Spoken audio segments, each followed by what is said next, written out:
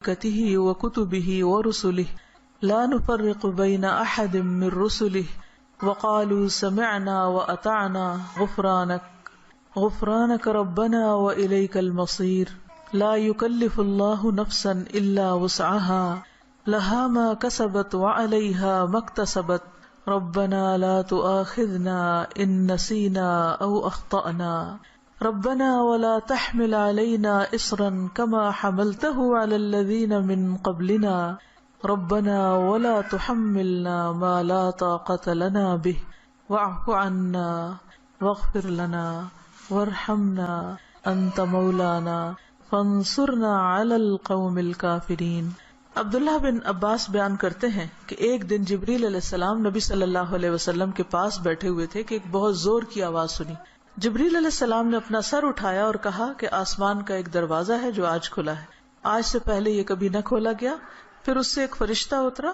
جبریل علیہ السلام نے کہا کہ یہ ایک فرشتہ ہے جو آج سے پہلے کبھی زمین پر نہیں اترا۔ فرشتے نے سلام کیا اور کہا کہ آپ صلی اللہ علیہ وسلم کو 2 نوروں کی خوشخبری ہو جو آپ کو عنایت ہوئے ہیں، آپ سے پہلے یہ کسی نبی کو نہیں دیے گئے، اور دوسری سورۃ البقرہ کی آخری آیات، کوئی حرف اس میں سے تم نہ پڑھو گے کہ اس کی مانگی ہوئی چیز تمہیں نہ ملے، یعنی اس کو پڑھ کر اور دعائیں بھی قبول ہوتی ہیں۔ تو بات یہ ہے کہ اللہ تعالیٰ نے مختلف چیزوں کو مختلف پر فضیلت بخشی، جیسے رات ساری برابر نہیں، رات کا آخری حصہ اپنے فضیلت کے اعتبار سے باقی رات پر بھاری، یعنی سحری کا وقت جو ہے اس میں اللہ سبحانہ و تعالیٰ خاص طور پر دعائیں سنتے ہیں۔ اسی طرح دن کے اول حصے میں اللہ نے برکت رکھی ہے، اللہم بارک لی امتی فی بکورہا، یعنی صبح صبح کا جو وقت ہوتا ہے۔ اسی طرح ہفتے کے دنوں میں جمعے کے دن کو فضیلت بخشی، سال کے مہینوں میں رمضان کو فضیلت بخشی۔ اسی طرح جگہوں کے اعتبار سے اللہ تعالیٰ نے مکہ کو خاص طور پر چن لیا، پیغمبروں میں بھی اللہ تعالیٰ نے بعض کو بعض پر فضیلت دی، اعمال میں بھی اللہ تعالیٰ نے بعض اعمال کو بعض اعمال پر فضیلت دی۔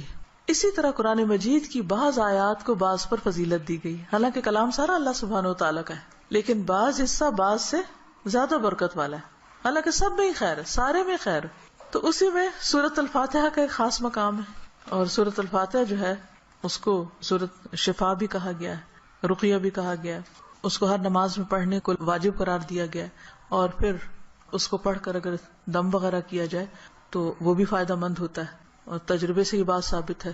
جب صحابہ کرام میں سے کسی ایک نے راستے میں کسی سفر کے دوران ایک قبیلے کے سردار کو جو بچھو کاٹ گیا تو اس پر دم کیا تو اس کو آرام آ گیا، جبکہ اس کو کسی اور چیز سے فائدہ نہیں ہو رہا تھا۔ تو اب یہ جو خصوصیت سورۃ الفاتحہ کے اندر ہے وہ کسی اور حصے میں اس طرح نہیں ہے۔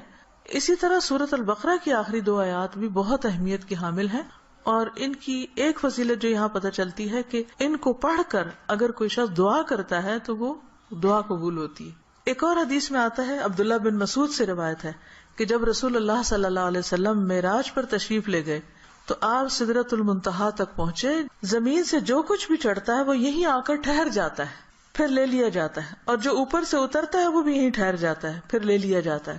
اللہ تعالیٰ نے فرمایا یخش السدرۃ ما یخشی، جب ڈھانپ رہا تھا سدرہ کو جو کچھ کے ڈھانپ رہا تھا۔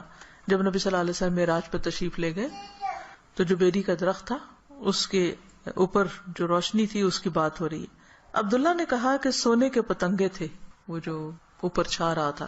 پھر رسول اللہ صلی اللہ علیہ وسلم کو وہاں 3 چیزیں دی گئی تھی، ایک تو 5 نمازیں، دوسری سورۃ البقرہ کی یہ آخری آیات، اور تیسری آپ کی امت میں سے اس شخص کے باقی تمام تباہ کرنے والے گناہوں کو اللہ نے بخش دیا جو اللہ کے ساتھ کسی کو شریک نہ ٹھہرائے، جو شرک نہ کرے۔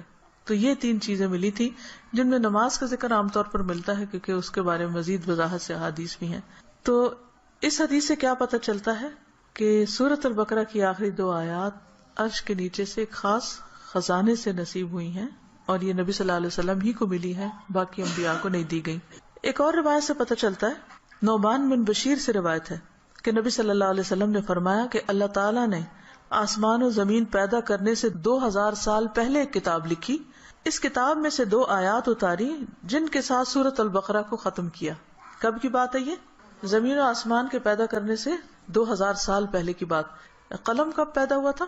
50,000 سال پہلے، باقی چیزوں کی تخلیق کے۔ جس گھر میں 3 رات یہ آیات پڑھی جائیں شیطان اس کے قریب نہیں آتا۔